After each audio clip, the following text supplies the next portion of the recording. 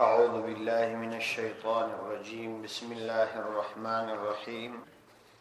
يا أيها الذين آمنوا كونوا قوامين بالقسط شهداء لله ولو على أنفسكم أو الوالدين والأقربين إن يكن غنيا أو فقيرا فالله أولى بهما فلا تتبعوا الهوى أن تعدلوا وإن تلوا أو تعرضوا فإن الله كان بما تعملون خبيرا. سورة نساء آيات نمبر 115. يا أيها الذين آمنوا كونوا قوامين بالقسط. اے کسانو چې تاسو ایمان راوړی دي سی قوامین قائم بالقسط فعدل سر شهداء شاهدان لله د الله تعالی د پاره ولو على انفسکم اگر چې تاسو پر خپل ځانو وي او الوالدین یا پر مور او پلار وي والاقربین یا پر قربان وي ایکو غنیا کچیر غنی وي او فقیرا کفقیر وي فالله اولا بهما الله عز وجل زیات مهربان دی بهما فردی دواړو باندې فلا تتبعوا الهوى تاسو پیروي مکوئ د خواهشاتو ان تعدلوا چې تاسو عدل وکي مخواړوي وان تلوا او تعرضوا ک تاسو غلط بیان وکړي او تعرضوا یا مخواړوي فان الله كان بما تعملون خبيرا نو یقینا الله عز وجل کان دی بما فعل تعملون چې تاسو عمل کوي خبيرا فر خبردار. د دې آیات ته مخکې آیاتو سره مناسبت ښکاره دي. په مخکنی آیاتونو کې هم دا خبره راغله چې د احکام د بیانولو څخه وروسته الله سبحانه وتعالى د ترغیب او ترهیب سلسله جاری ساتي. دا قرآنی اسلوب دی، قرآنی طریقه ده چې د هر حکم د بیانولو څخه مخکې او وروسته الله عز وجل د ترغیب او د ترهیب سلسله جاری ساتي. ډیر روان آیات کې الله عز وجل انسانیت د عدل او انصاف تعلیم ورکي او د دې دنیا د نظام د چلیدلو اسباب ورتشي. یا ایها الذين آمنوا كونوا قوامین بالقسط. یا ایها الذين ایا کسانو آمنو چې تاسو ایمان راوړی دي تاسو په خپل ټولو معاملاتو کې د اداء حق پر وخت هم چې تاسو کله خپل حق ادا کوئ او یا فیصله کوي په ټولو معاملاتو کې کونو سی قوامین قائم کلک قائم ودرېږي بالقسط په انصاف باندې. یعنی کله چې تاسو د چا څخه د خپل حق غوښتنه کوي او یا تاسو د کوم خلکو تر مابین حاکمان یا فیصله کوي نو په هر حالت کې تاسو پر عدل باندې قائم ودرېږي، انصاف کوي، برابرۍ کوي. شهداء لله، شهداء گواه جوړیږي، شاهدان جوړیږي لله الله عز وجل. یعنی که اقرار وي که شهادت وي او تاسو څخه غوښتنه وسی نو تاسو دا ادا کوي، دا شاهدی ادا کوي په انصاف او په عدل سره. ولو على انفسکم او الوالدین، اگر چې دا تاسو شاهدی ادا کول یا دا تاسو اقرار کول تاسو پر خپل ځان هم، یعنی ولو کدا تاسو په ګټه نه وي تاسو په تاوان وي په حق وي ادا کوي او تاسو پر مور پلار وي د هغوی د کوم چا سره دعوی او هغوی پر نه حق وي نو دا پر تا لازمي د شاهدی به ادا کوي. والاقربین دوستان وي ويكون غنيا او فقيرا، کچيري وي هغه کس چې ته شاهدی ور باندې ادا کوي یا ته اقرار ور باندې کوي دا غنی وي او فقيرا که فقير وي فالله على عز وجل اولا بهما، فدې دواړو باندې زیات مهربان. یعنی ته په دې نیت کې دلای سي د یو غنی سړي په حق کې شاهدی نه کې ادا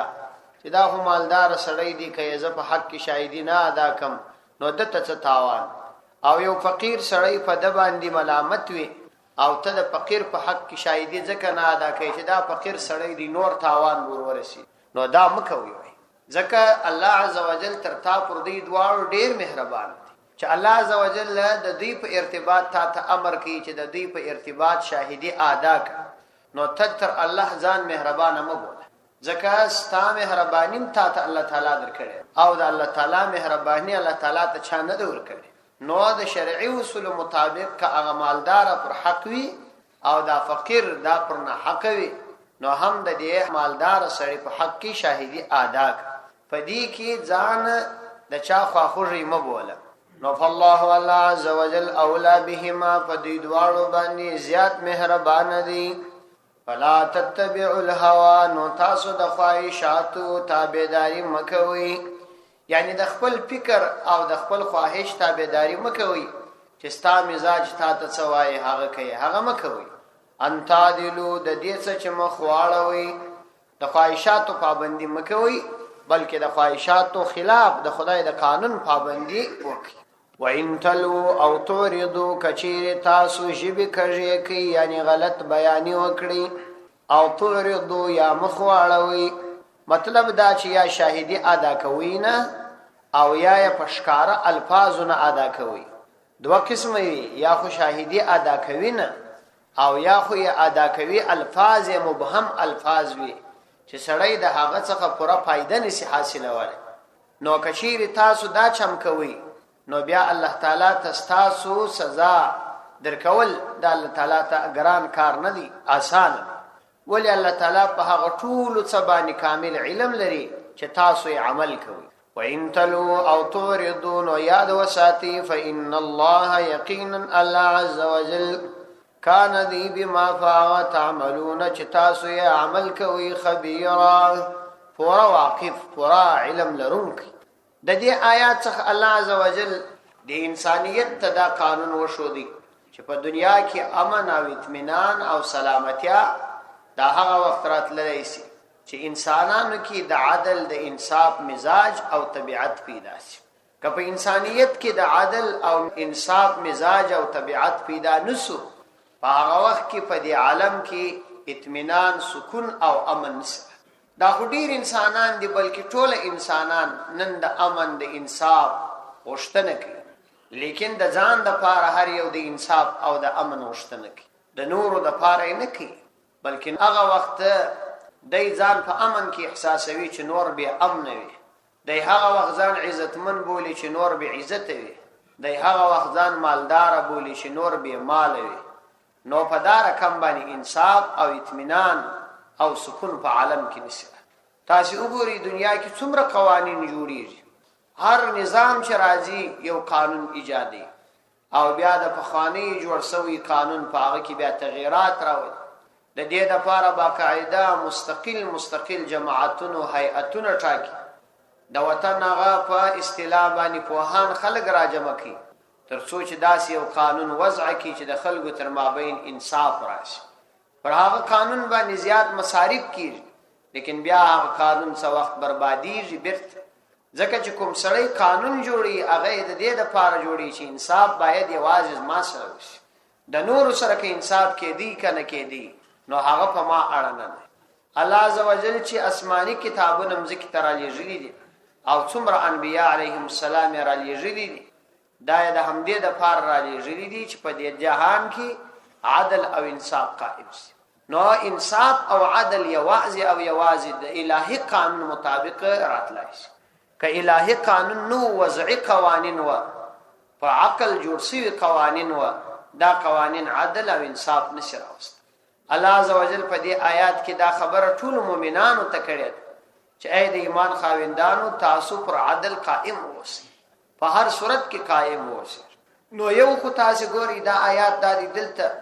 په سورۃ النساء کې یو سل 15 نمبر آیات دی آیات ورته بل آیات عین تقریبا لکدا په سورۃ مائده اتم نمبر آیات کې هم سورۃ مائده راوړو بس داغه سورۃ ورسته د سورۃ مائده اتم نمبر آیات په دې آیات کې الله عزوجل هم دا خبره کوي یا ایها الذین آمنوا کونوا قوامین لله شهداء اے د ایمان خاوندانو تاسو سی قوامین کامل دریدون کی فرد دریدون کی لله الله عزوجل شهداء بالقسط شاهدی ورکون کی بالقسط په عدل تاسو قائم دریږي گواهی او شاهدی او اقرار به مفعدل الله سبحانه و تعالی داغه سي آیات یو بل په سورۃ حدید آیات نمبر 25 کې را نازل کړي سورۃ حدید را واړوي آیات نمبر 25. لقد ارسلنا رسلنا بالبينات یقینا موږ لېږلي دي خپل رسولان بالبينات په واضحو دلایلو سره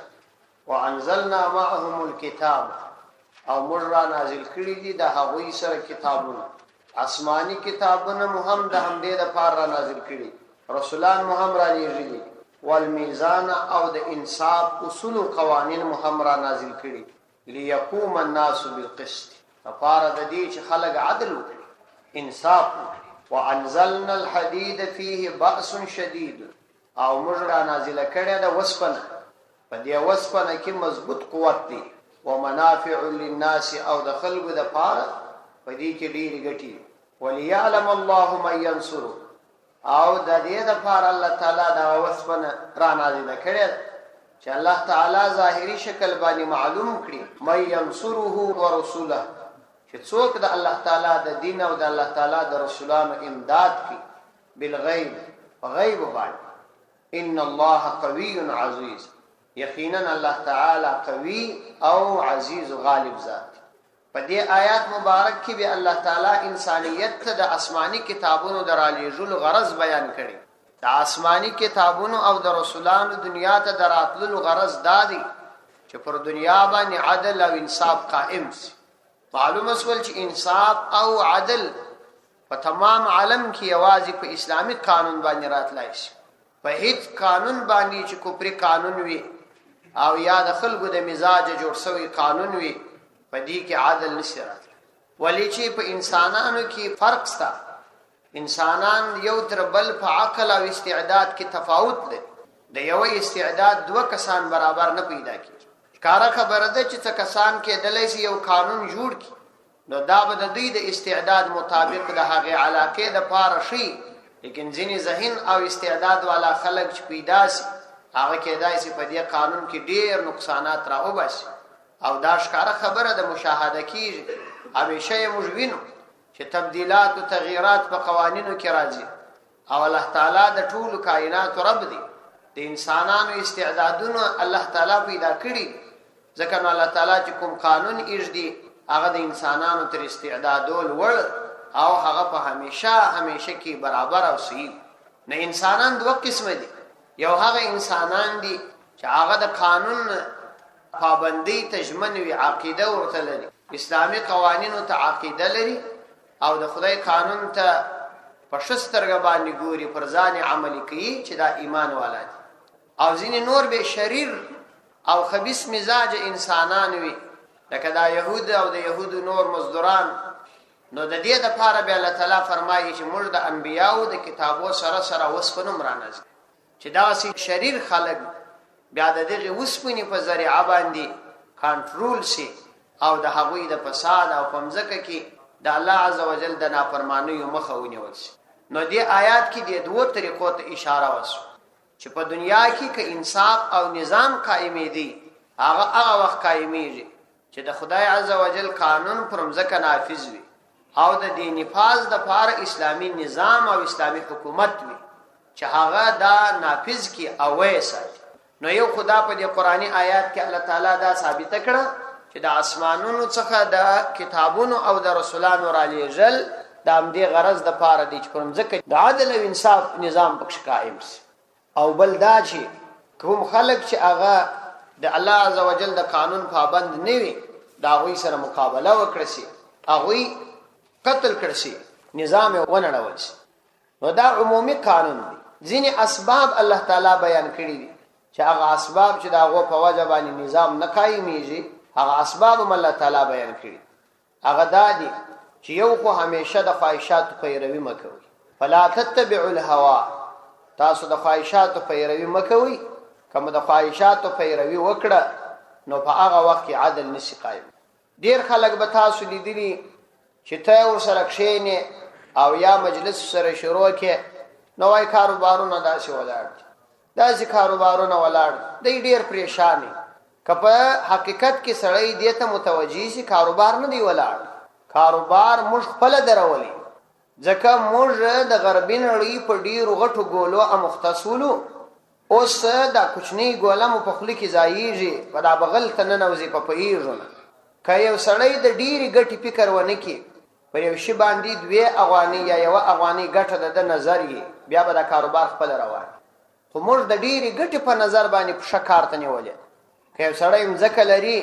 او د رانیولې متر په 1000 کالداري وي او دی ورکوي په 50,000 نو خود دا نه خرڅېږي دی په 1500 ورکړي دی په 1200 ورکړي چې خرڅېږي که نه خرڅېږي که ما ټکر رانیولې دي متر په 100 افغانۍ او ورکوم یې په 600 افغانۍ نو خود به نه خرڅېږي زه دې ورکم په 1.5 په 100 اصل کاروبار موږ درولې دي